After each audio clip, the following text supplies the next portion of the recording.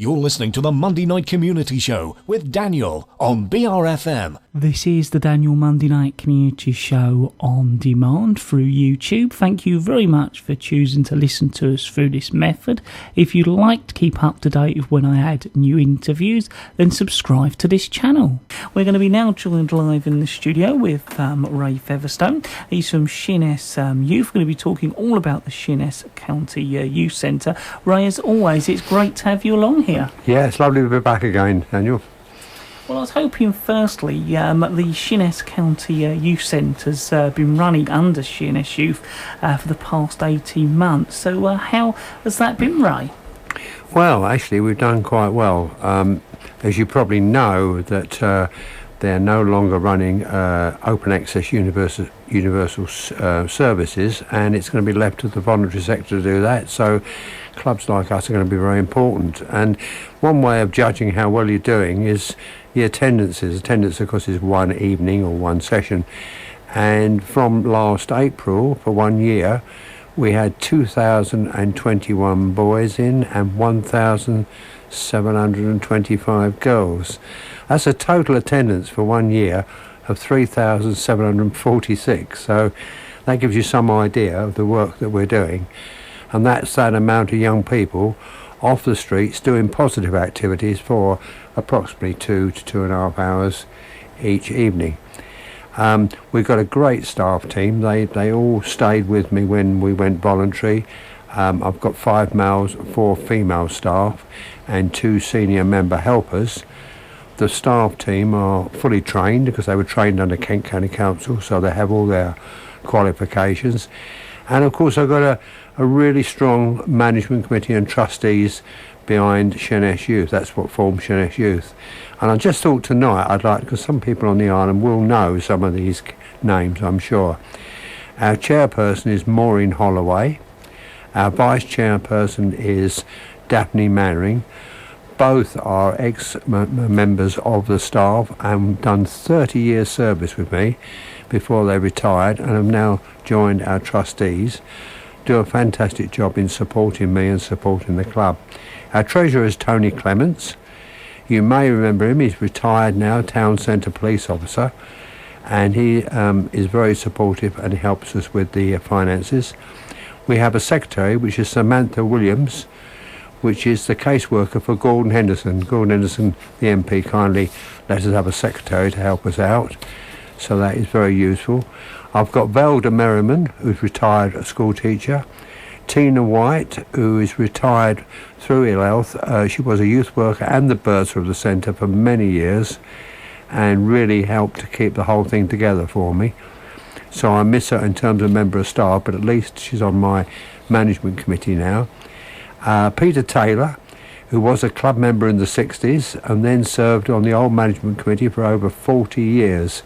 And he's still with us now under our new Sheerness Youth. We've got Paul Murray, a lot of people know from the Oasis Academy. I've got Bernie Watson, who's builder, helps us with the building side of things, and as most people will know, he was the man who built the windmill in Sheerness, or rebuilt it.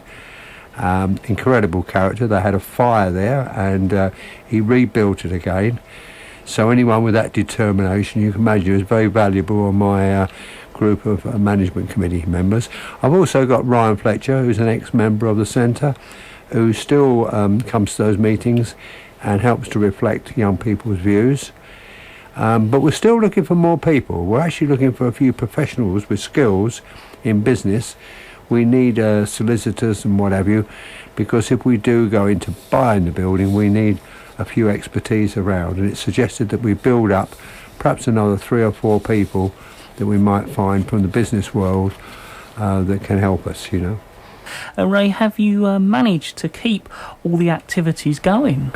Yes, well, remarkably we have, really, because we've got such good facilities. It would be such a shame not to use everything in the centre.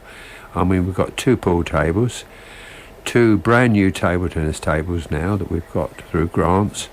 We've got darts, and all 3 of those I've got ratings so that young people can compete on a week-to-week basis to keep their interest. We've got our own radio station. It's internal. It started when I was 18. We called it Radio County. They then moved to Radio Coastline. But it gives young people some of the experience like you've got here without actually broadcasting. And they produce music programs for the club. We've of course got our 4 computers. We've got dance and stage mime, arts and crafts and design. The Xbox games is now come into its own, so we've got a little room there which we're developing for that. And of course the Friday night TARDIS disco, every 2 weeks we run that. Still extremely popular, and hopefully next season we're going to give that a new update and a new vamp, and do lots of exciting things. And that is a very important one because it's a Friday night, and that is the one night when young people will go on the streets and can be a problem. So it's always been good, supported by police and everybody at the TARDIS disco. I was going to ask next, have you had any support from local people?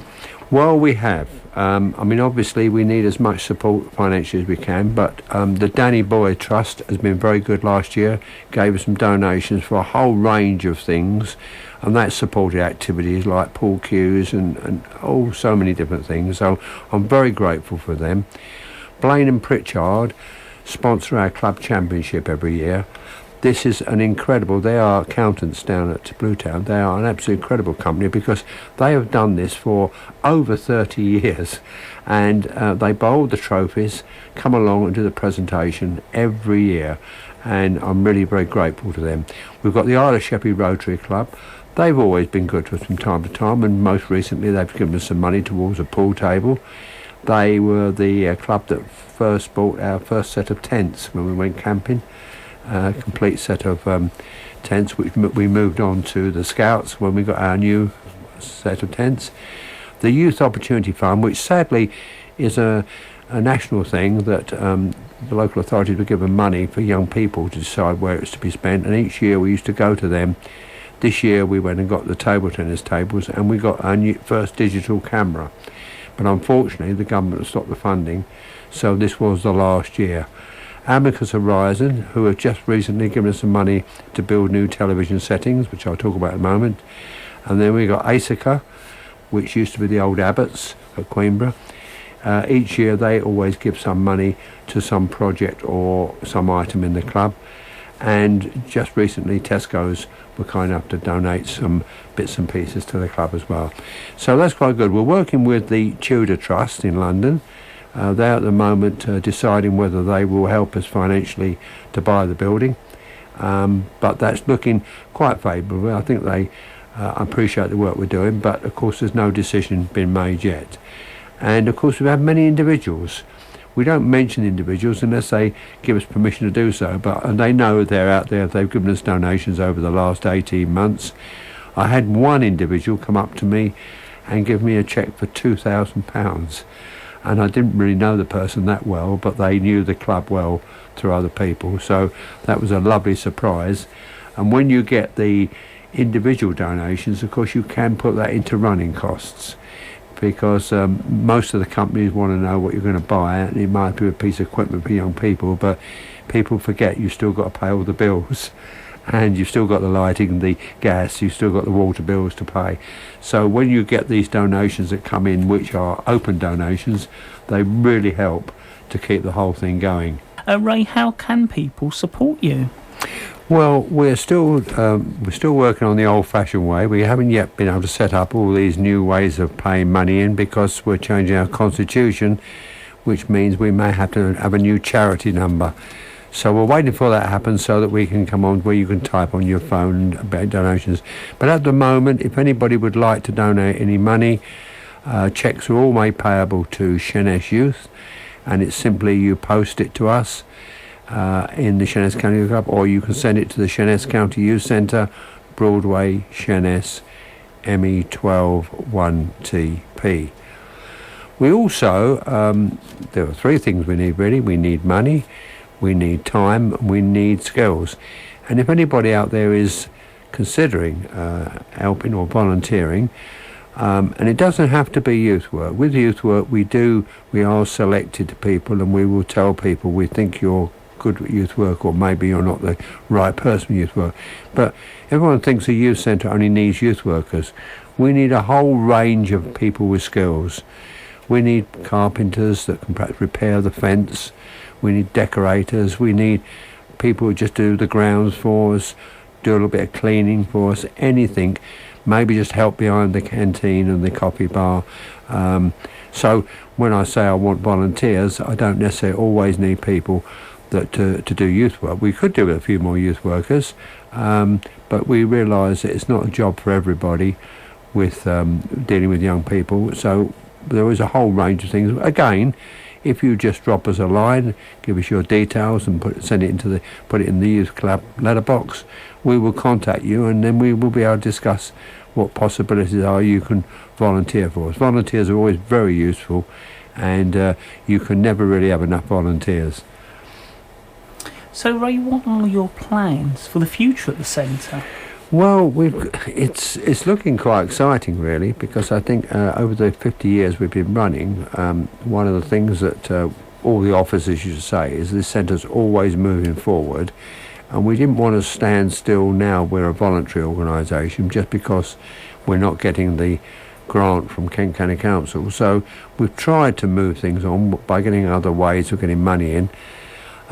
September we start building our new television settings. Now, radio, county TV has been a very popular television thing that we've done for years. We've made videos, we've done our own internal television programmes, and we've got a news set and we've got an interview set, and Amicus Horizon very kindly donated some money so that we can buy the posh settee and armchair for the interview desk, and of course we're going to go for a brand new news setting. Difficult to know, do we go with the BBC one, do we go with the ITV one, or do we go very gaudy and go with the Channel 4 one? But we're going to decide what sort of news setting we got. Young people love that, it's very popular. As I said earlier on, we've got 2 new table tennis tables, so hopefully we're getting back onto doing some serious table tennis, and we're now about to get rid of or try and sell the 2 old tables that we've got. Radio Coastline's going to have an update. As I sit in this studio, I see all the technology here, particularly computers. So we want to move into at least having the computers with the download, so it's easier for young people to select music. And the new Xbox room is going to be redecorated, and so that it's very comfortable for young people to play on there. Of course, we've got other things like we're forming our new members committee, which is very important because young people play a major role in the club, and we've always had a good strong members committee, so we can get the views of young people and we get their help on board. And of course, not last by least, the one thing for the future is we need to buy the building. And there are a few people saying, well, Ray, how are we going to keep this all going, because we need something as a guideline. So I'm setting up what's called the Ray Featherstone Legacy Project, which will set out the guidelines for running the centre, so when the day comes that I can no longer run the club, hopefully someone can pick that up and take that forward. I was hoping you can remind our listeners of the days and opening times you're open. Yes, as I stand here tonight, we've got the Monday club that's just open for 3 weeks. It's for the summer scheme in conjunction with sheppey Matters, and John and Helen will be there tonight doing arts and crafts and running pool. I think we've probably got Toby also helping with the pool, and we've got John Riley, of course, he's looking after the canteen and serving the drinks tonight. So a big shout to all those down there. I hope they're enjoying the programme. That runs for 3 weeks, on a Monday for 6:30 to 8:30, and also a Wednesday afternoon from 3:30 to 5:30. And I understand it extends on through the summer with some interesting activities at Barton's Point and such like. So sheppey Matters will taking that forward to there. We then open on a Tuesday and Wednesday night from 6:30 till 9, and that will be open for the next 3 weeks. We then close for 2 weeks in August, and then all back open again for September. And the first club, TARDIS, will be starting in September and will run from 7 till 10 o'clock. The entrance fees is free this month because it's everyone's off school, so we don't charge admission fees. And when we come back in September, the Tuesday and Wednesday nights will be 50p, and the club TARDIS will be £1. Well, Rafe, you've covered everything. It's been great to have you along with us. Well, it's been lovely to come along here again, and I sincerely hope that some of our listeners were interested in what we're doing. It's quite a venture for us at the club, and I just want to thank everybody on the island for being so supportive, and that will help us keep going for the future. So here goes for another 50 years of the Sheerness County Youth Centre. As always, Ray, thank you very much. That is Ray Featherstone coming in from Sheerness Youth, talking all about the Sheerness County Youth Centre right here at BRFM on the Monday Night Community Show this evening.